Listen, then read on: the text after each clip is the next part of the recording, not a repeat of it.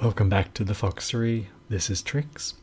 Today we're going to continue on with our discussion of the ego. In the last video we established that it's not a good idea to conceptualize yourself as the body. In psychology there's lots of arguments still ongoing. Is there an ego? Does it exist? And so on and so on. At the end of the day, it's a model, and it's always wise to remember it's a model. And the model is only good insofar as it helps you in terms of your understanding and in terms of if you can apply the knowledge as well. I like the model of the ego. It explains a lot psychologically. I don't think it's a good idea to discard it entirely just because you can't point to the ego, say, biologically and ask, well, where is it? It's still an important construct and concept in psychology. And if you're interested in any kind of self-enhancement, self-improvement, overcoming some limiting factor in your life, it pays to understand the ego, particularly because at the end of the day, the ego is you. It is who you are. Even if you don't understand that yet, or even identify as being the ego, follow along and watch how it unfolds as we explain it. It's also important to understand the development of the ego because you can see where things go awry in your own development. So we're going to spend a bit of time on the ego and how it develops in order to begin to address how to diagnose your own limitations, if that's the right word, or spot where you kind of suck at life, and see why your development or where your development may have been stalled somewhat. So we're going to start with the familiar circle. This is the model that we're going to kind of use in this series of videos. And from now on, I'm going to try and make a point of when I reference the ego, I'm going to say you. Because at the end of the day, we're talking about you. And it's easier to relate when I say you, rather than your ego or the ego. If I start saying it like that, it can somewhat be distanced or removed one step. And so this is a story of you and your development. Okay, so let's consider the ego as this circle, and every circle needs a center and a circumference, otherwise it's not a circle. And let's go back to the other model just for a second of the child. Let's choose a different color for this.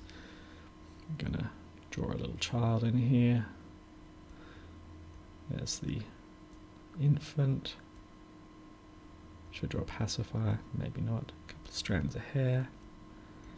There we go. And this infant is crawling along the ground. As you can see, it's the hyper-realistic artwork. I'm making my infant look more like a little chimpanzee. And here is a little object on the ground. Object of desire, something the infant wants, the shiny. The infant wants it, doesn't know what it is, but it seems to be appealing in some way. However, unfortunately for the infant in this case, mum or dad, in their infinite wisdom as parents, have put the infant in one of those child cages. I don't know what they're called actually. You've seen them, like little mesh cages. Some of them have bars, basically child jail, for want of a better word. Let's draw this one with little slats like this. I'm not going to spend too much time on the art. Okay, that'll do. Alright, the child is in the enclosure, and here's the shiny. So we have a dynamic here. There's something in the child, we don't know exactly what it is, that wants the shiny. but cannot get to it. And the child is experiencing its first limit of the world. This limit, being the wall of the prison, becomes a boundary. And the idea of boundaries is going to become critical to understanding yourself. So let's go back to the ego here. And we'll just write, actually I've written ego there. We know what this is now. This is the ego. If this is the boundary of the ego, this is the boundary of yourself, of you in essence. So outside of you is the world. And the world pushes in at lots of different points. This is the world. And we're just exploring the simple geographical or physical boundaries of the world. And in this instance, there we go, it's a physical boundary. So as the child wants to move towards the shiny, it hits a barrier. And this barrier gradually becomes what we know as the boundary of yourself, meaning where you start and the world ends, or where you end and the world starts. It doesn't matter how you say it. In this particular instance, it's a literal boundary. If we move over to this side of the page for a second, let's go back to the green. This is the same child now, a little bit older, a little bit wiser maybe. It's not guaranteed, of course. This child is maybe 5 or 6. And they want something. They're obviously now walking. Let's put the shiny back in. What's the shiny? What do children want? Candy. That's a good example. TV. Something. Now, the child's too old for a child cage anymore. And so in this instance, we have a different dynamic. We're going to put, who should we put in here?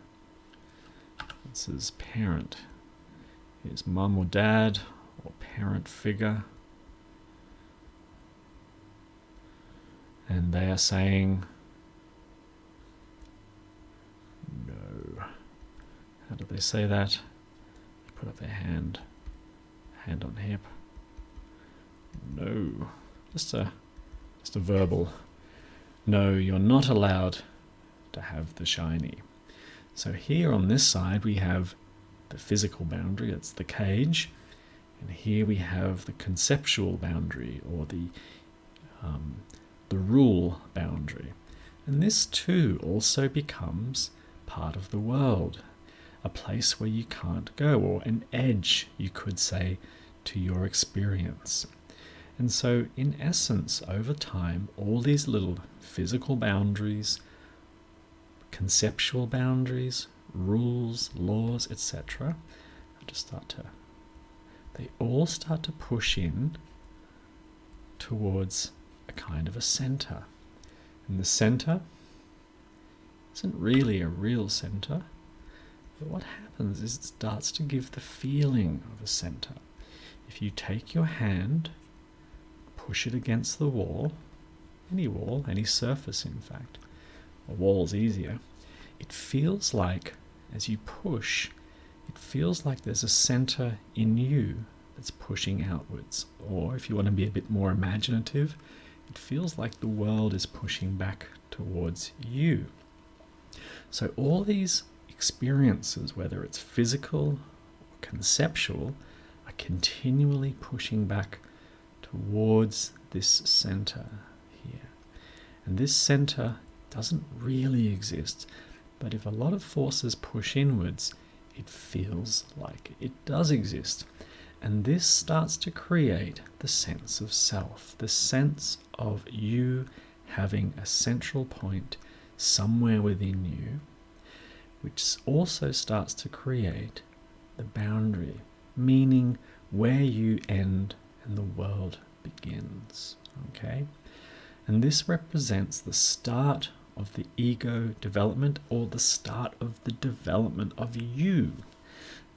this is kind of important because it also means when you're born, let's go over to the infant, here's the infant, there's no real ego structure in the newborn, meaning you're not there when you're born, or when the body's born.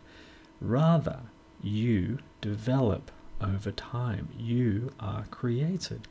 You are built and you are made, not randomly, not just because you were born, because of the structures of the world into which you were born, including the conceptual, meaning the parents and the parenting.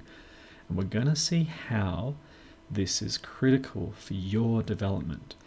And I'm going to summarize by saying, without parenting or rules or society, you would not exist.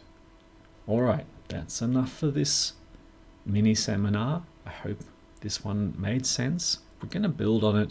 Please feel free to ask your questions and put them in the comment section below. I will endeavor to answer them as best I can. Thank you for watching.